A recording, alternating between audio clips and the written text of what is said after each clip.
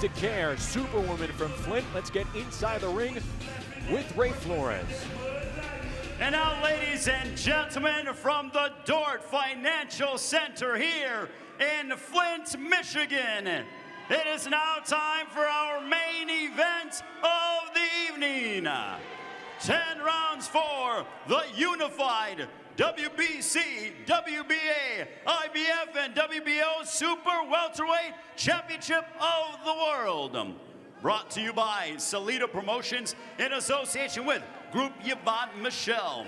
Sponsored by Bet Online, the Dort Financial Center, and Veggie. Your three judges scoring this World Championship affair at ringside will be Mauro Di Fiore, Perla Rodriguez, and Robin Taylor. And the referee in charge when the bell sounds is Mike Griffin. Introducing first, fighting to my left out of the red corner. She comes in wearing the white trunks with the gold. Her official weight, 152.6 pounds. As a professional, she is perfect. 17 bouts, 17 victories.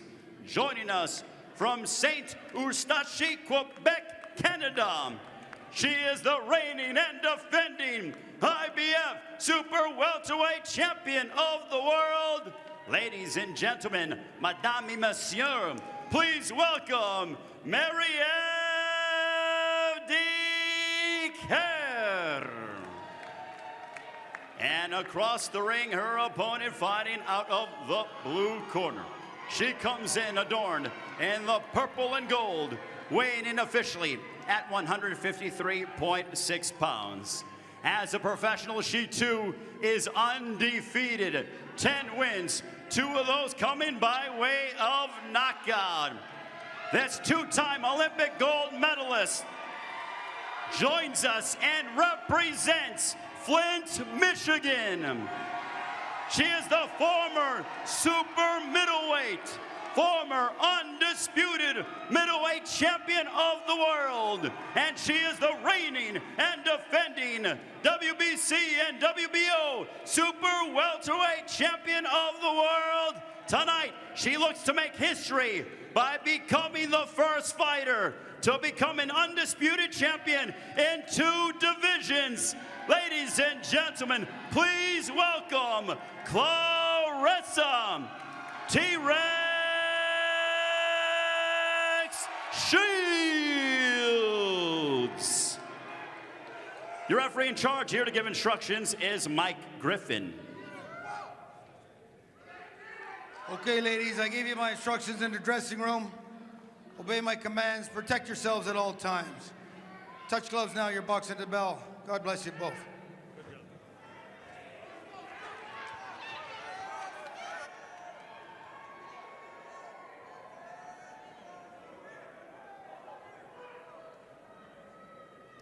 The last time a women's fight has headlined a pay-per-view boxing event was 2001. Layla Ali, Jackie Frazier lied.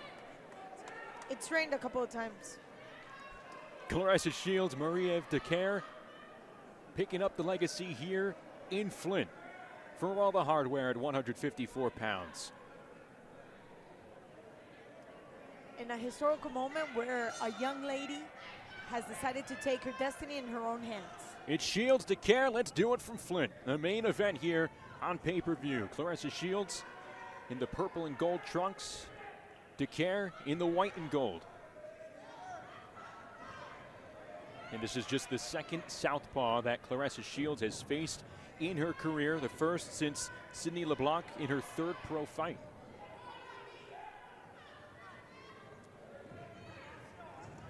And a big looping overhand right from Shields to start off the action in round 1.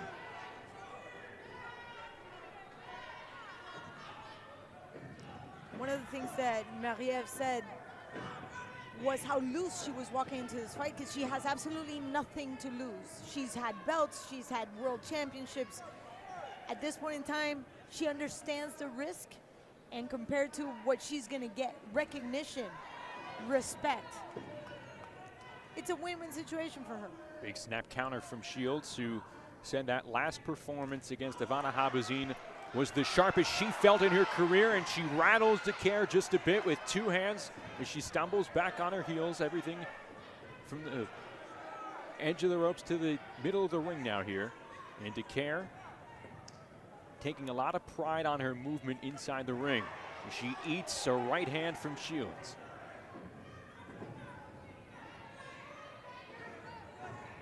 There's a certain poise and calm in Claressa.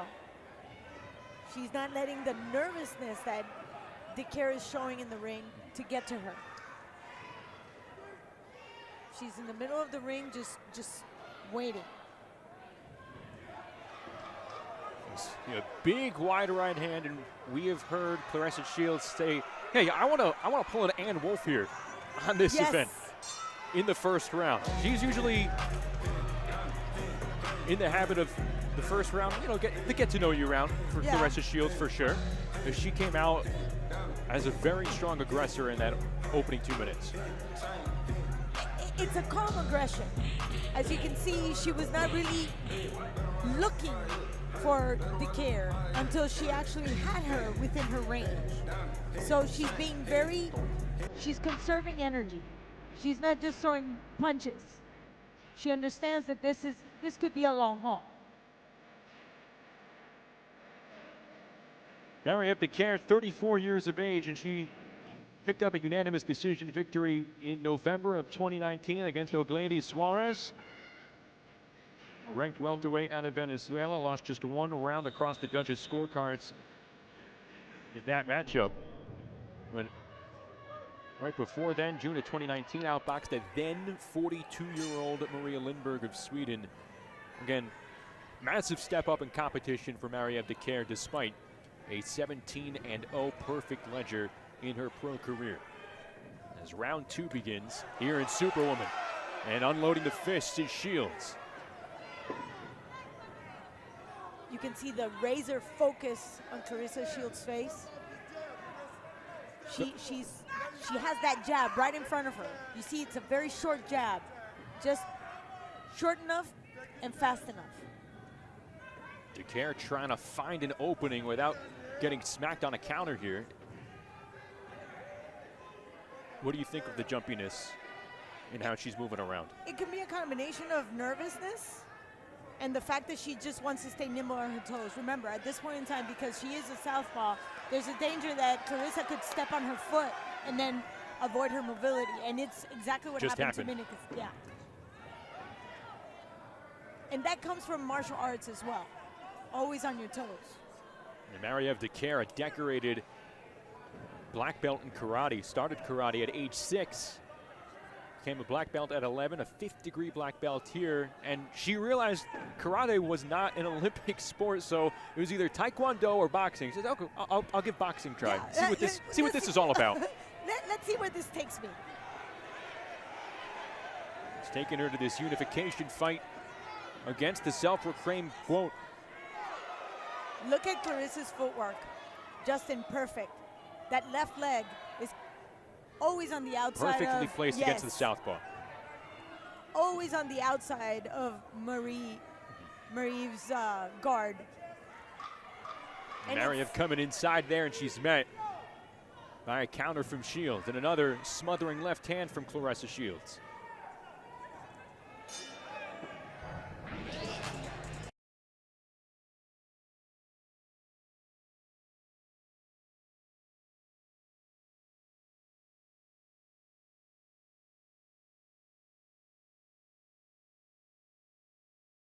In that corner. She's very jumpy, but look at how she tries to stay outside, but it's Claressa that positions her foot right on the spot. She's on point looking for that jab. And Dicaire tries to take that left leg in order to use that jab.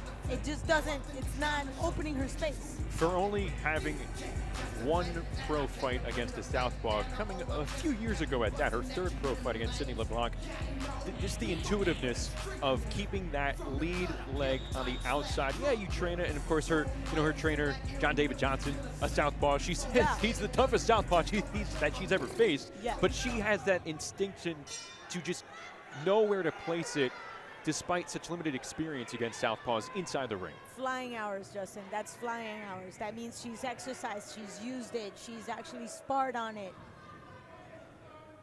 And you can see the result. Third round action beginning here in Flint. Claressa Shields' hometown.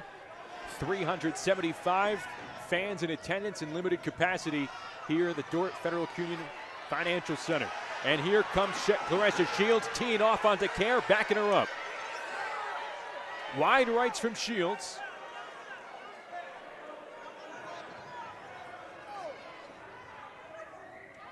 Shields looking for a home run, trying to make an impression in her hometown and on pay-per-view.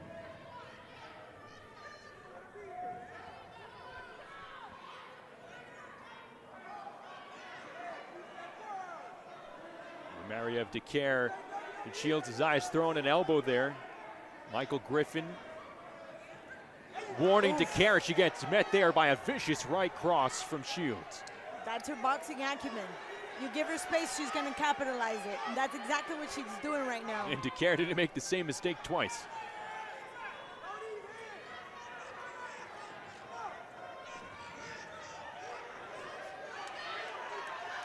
Shields scraping here again with that right hand. They may have butted heads briefly. They work back to the middle of the ring here. This 154-pound unification bout. I have a couple of numbers for you. 1,431 punches against 512. That's exactly how Claressa Shields out-punches her opponents. That's all I'm saying. I'm just gonna, Mamba out. And that's what we're watching right now. Crisp right cross again. She pops Dicaire at the end of round 3.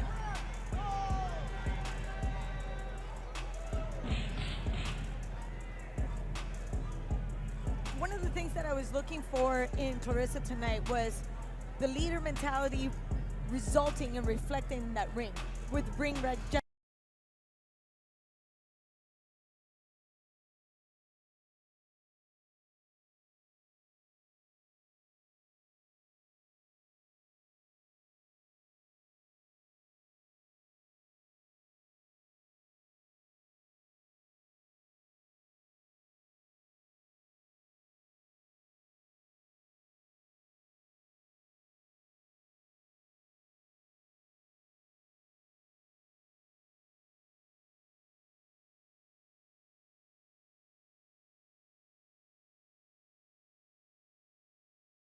Being made, was it being made? Nope, now it's off again. All throughout the pandemic, all throughout 2020. Really forced her to expedite a transition into MMA, something that she has on her docket for later this year. Yeah. She wants to fight an MMA battle in June for the first time, switch back to boxing in September, and then have another MMA event in December. Why not? If the opportunities are not presenting themselves here in the ring, why not go into a cage? I mean, Holly Holm did a great job. Ronda Rousey gave her the opportunity, and guess what? It came up tenfold for her in gains. Shields says, I've accomplished everything I can in boxing. In 10 fights. Yes. She is one of 3 women that have had championships at 168, 160, and 154. She says, why not make it interesting? I want to simultaneously hold world titles in boxing and in MMA. Why not? Serrano's do. Dicaire trying to find an angle inside. But Shields, a lot of gamesmanship right now. Yeah, and I'm going to go back to what Dan was saying. Happiest fighter ever. She's still smiling. Yep. Oh, the she right got hand rocked. caught downstairs. Yes, but her footwork is flawless. That is key. Legs have to be underneath, and they have to be nice and tight. And that is still there. Yes, she got caught, but she recovered.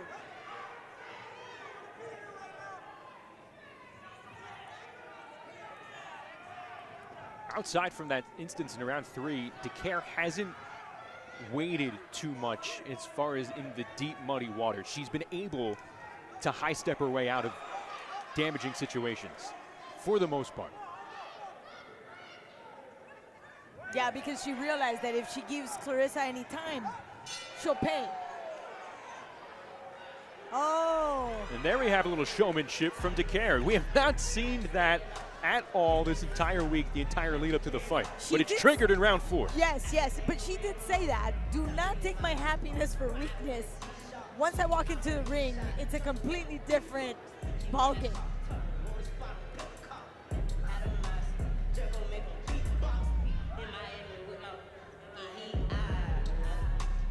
See, she keeps that stick up front. Claressa is just waiting for her, and baits her in to come in with those hooks.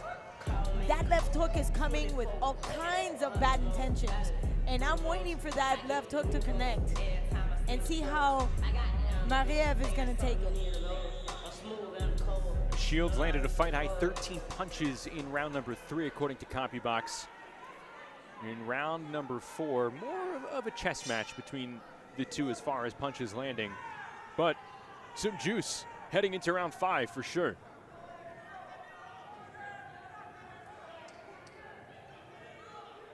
The hands on Dicaire's defense have changed from the regular stance to a cat stance. It's Pause up. yes. Call it cat stance.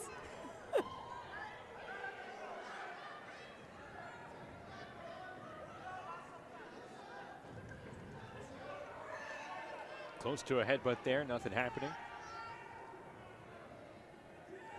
As Claressa Shields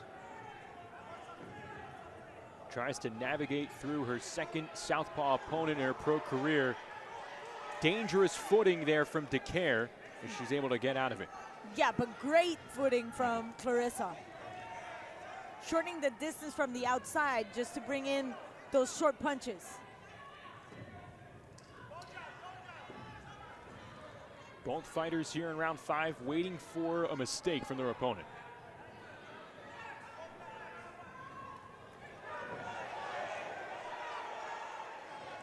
Do you like those overhand rights from Claressa Shields? Yes, and they come with really, really bad intentions, and I'm just waiting for that left one to land.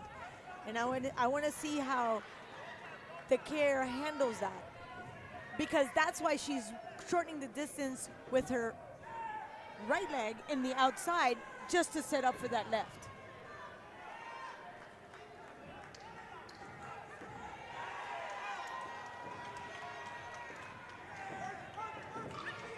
Ten seconds to go, and another beautiful, crisp shot predicated off that footwork. Yes. Ooh, things are heating up. And this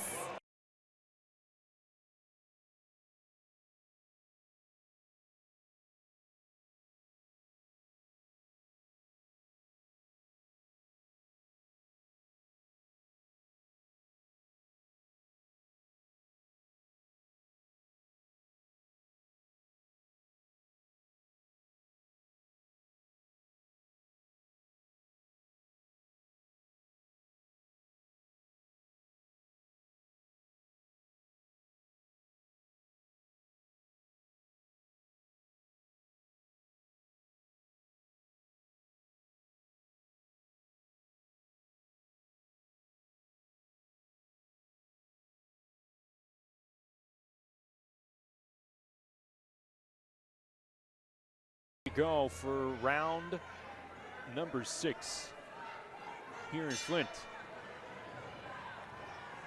An all-women's pay-per-view leading to this main event. Claressa Shields, Marie-Ève Dicaire for a chance to unify at 154 pounds.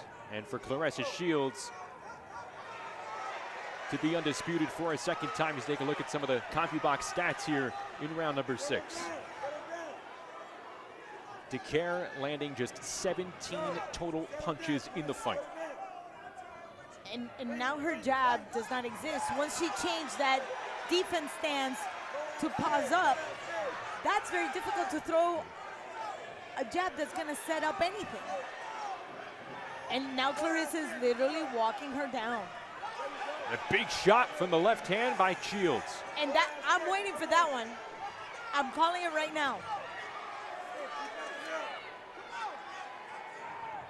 See how she walks inside?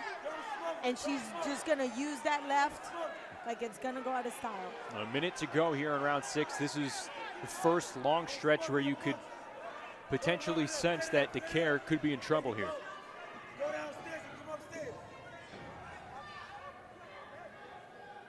Stéphane Arnois is looking at his pupil closely. Big combo from Shields, trying to find the opening. And she rocks the jaw with that right hand. Comes in with another uppercut for good measure. Again, Dicaire just landing 12.2% of her punches.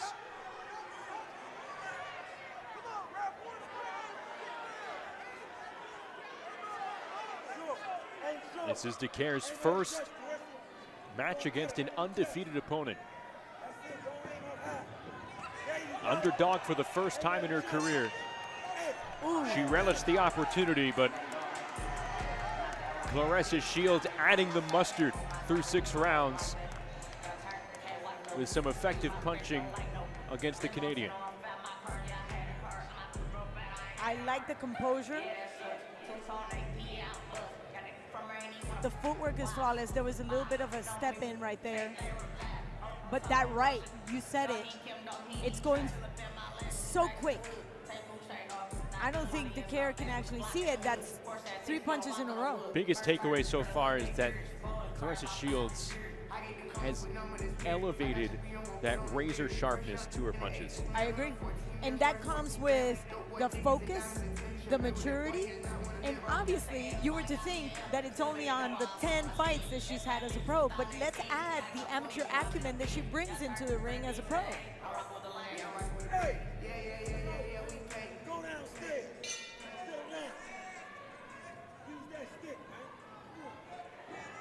Start of round number 7, scheduled to go for 10 in a super welterweight unification between Claressa Shields and Marie-Eve Dicaire.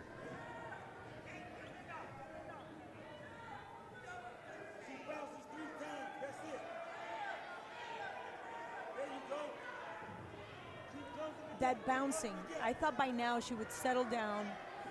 With a fighter like Claressa, you need to settle down. Shields belting her with that right hand again, trying to avoid the smother.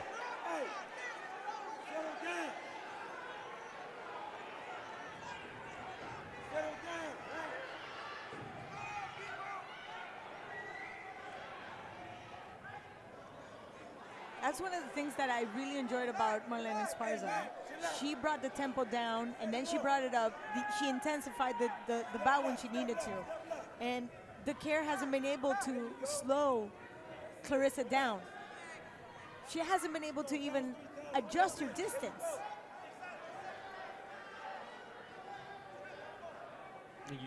You mentioned that you were surprised that the jumpity footwork is still here in round 7. You thought maybe if you got tagged a couple of times you would have settled down at this point, but it is still prevalent with Marie-Eve Dicaire here in round number 7. But by now I think it's being counterproductive because she hasn't been able to sit into any of her punches because she's constantly bouncing. So even if Claressa is actually shortening the distance, and she did find the distance, she's too jumpy. She's still bouncing. Closing seconds of round 7.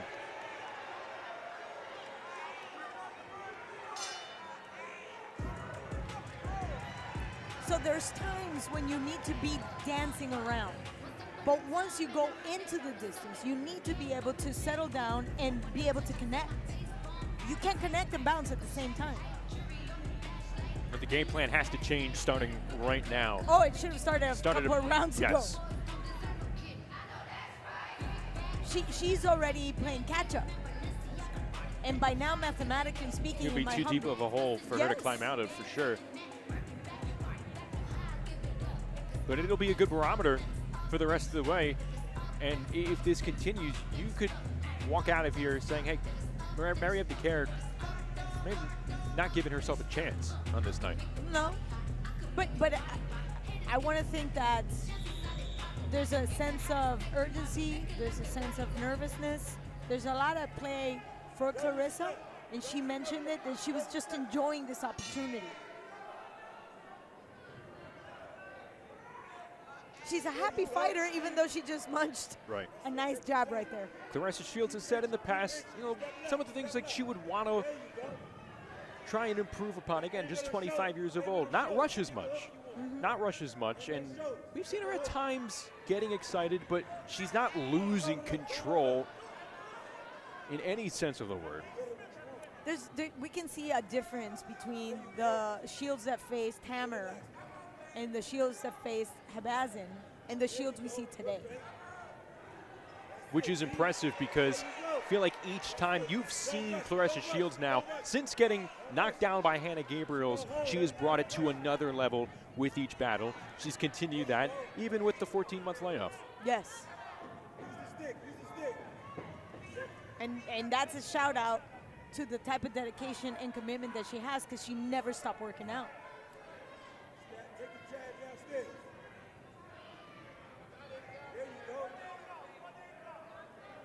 Under a minute to go in round 8. But the tempo, her pace, just slowed down for this round.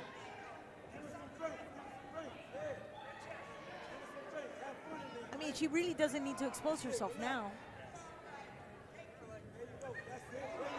Shields turning the dial back just a bit before unloading on a 3-punch combo.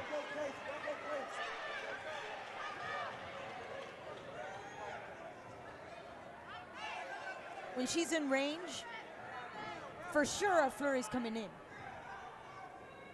Stay loose, stay loose. You gotta stay loose on her, Claressa. She's gonna hold you every time. Stay loose. There you go. There she is. Don't load up. That right. I'm waiting for that left to land. Just a lot of viciousness with that right hand. Yes.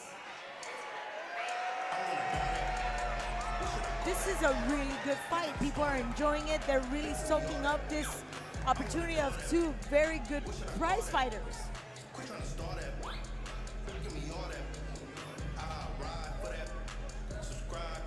Big prize on the line, the chance to be called undisputed at the end of this one.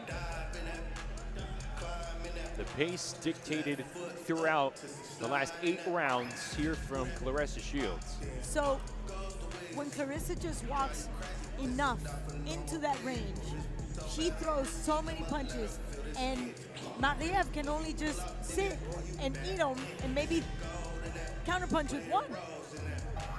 With there's no effective aggression.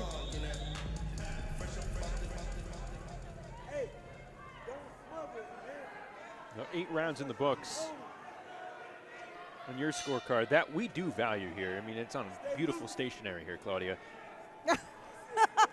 Do we have a round for Dicaire at all? No.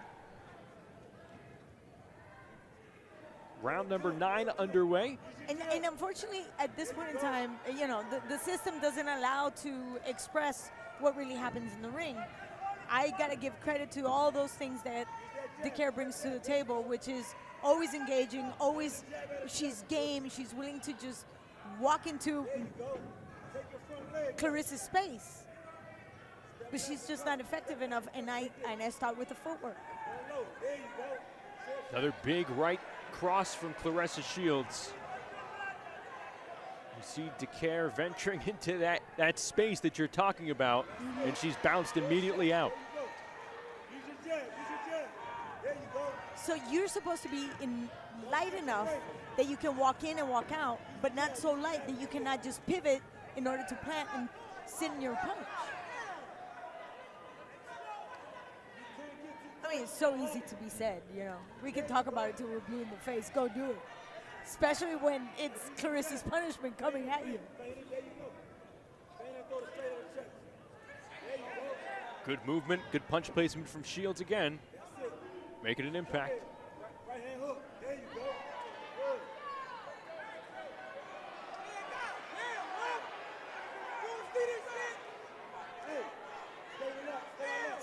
Stéphane Arnois is asking Dicaire to go for the hooks, look for the body. You got to get in range first.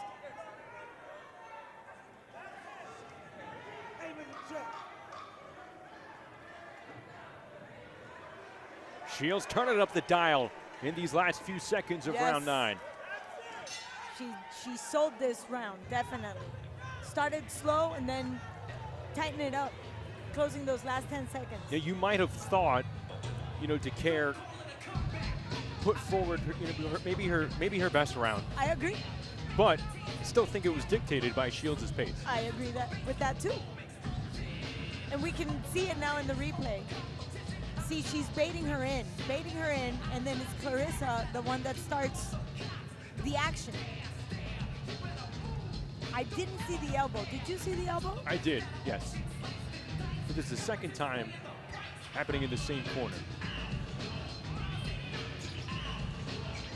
Well, she was called on it. And then, of course, the instructions from the corner are very solid for Dicaire. This is it. And we know what happens next year in round 10. Ladies After and what gentlemen, we've seen in this round is 9, the 10th and gonna turn up the volume a little bit. Oh, yeah. to try and close this out here. Final round of this 154 title match. This has been a cool atmosphere. Obviously Yes. limited capacity. This place is able to hold close to 4,500. It would have been a lot more than that. It would have been well over 6,000 with the floor seating here. But again, COVID protocol, state of Michigan allowing 375 people inside here tonight as they watch Flint, Michigan's most decorated athlete in history. And there's a lot to choose from. Yes. Not just in boxing where you have Anthony and Andre Durrell. Plenty of other multi-sport stars coming through as well. Mark Ingram, Mateen Cleaves, Michigan State basketball great, JaVale McGee. But here, Flint, Michigan, it is Claressa Shields' hometown. And after 10 rounds of going all out, none of them have said or even given a glimpse of any type of exhaustion, tired, dehydration. Zero. Zero. 50 seconds to go in this title fight here on pay-per-view. Claressa Shields, Mariev Dicaire. Left hook from Shields, which was so prominent Wow. in that fight against Ivana Habazin. Not as much here, doing more work with that right cross. But here, connecting on some combos in round 10 against Mariev Dicaire. We can definitely see a much more refined technique on Claressa. And we got to give credit to Coach Cooper because that was the intention for the last year. Can we coin it bait and wait? Yes. Bait and wait? Does that work? Yeah. Okay. And her patience today, sitting and capitalizing. Winding down, last few seconds. And those two go the distance here in this welterweight fight. And that is beautiful to see at the end of this title fight and at the end of an unprecedented night for women's boxing. Claressa Shields running away with this 10-rounder. And in a perfectly fought fight. I mean, technique was there, fight plan, she adhered to everything, emotionally, mentally, she was focused. You'd be floored if it wasn't a clean sweep on the scorecards. Yeah. Would you? I would be floored, yes. But And the sad part is that doesn't really reflect on Dicaire's effort and talent. that's right. It's Because- correct. If you watch this, you know, you know that she wasn't fighting her fight. You could tell. I think you're intimidated by going in there with Claressa Shields, obviously to an extent. It's just a little disappointing that it lasted for maybe 7 rounds and change. You would have liked to see that come about. But all the same, you saw it wasn't easy for Claressa at the same time. She No. wanted a knockout. I mean, she wanted an impressive showing. It was impressive, but for all the talk that she put together as far as going for the knockout, she really hadn't been talking like that in her prior fights. I don't This think meant I've something, heard- yes. but it's not obviously not a disappointment. Well, Dicaire did not sell this cheap. And again, when you're going on a 10-9 system, it doesn't really reflect how much effort Dicaire actually made Claressa put in every single round. I would have liked that 9th round to be repeated from the very beginning of the fight. But of course, it didn't happen. She had to settle in. I'm still I would still like to see that footwork being a little bit more solid and more stable. Well, all that is waiting for history to become official is our man Ray Flores. Let's go inside the ring, get the finals from Ray. Ladies and gentlemen, having gone the distance, we go to the scorecards. Here are your score totals. Judges Perla Rodriguez, Mauro Di Fiore, and Robin Taylor score the bout identical. 100 to 90 for your winner by unanimous decision. Still undefeated, and now the undisputed super welterweight champion of the world, from Flint, Michigan, Claressa T-Rex.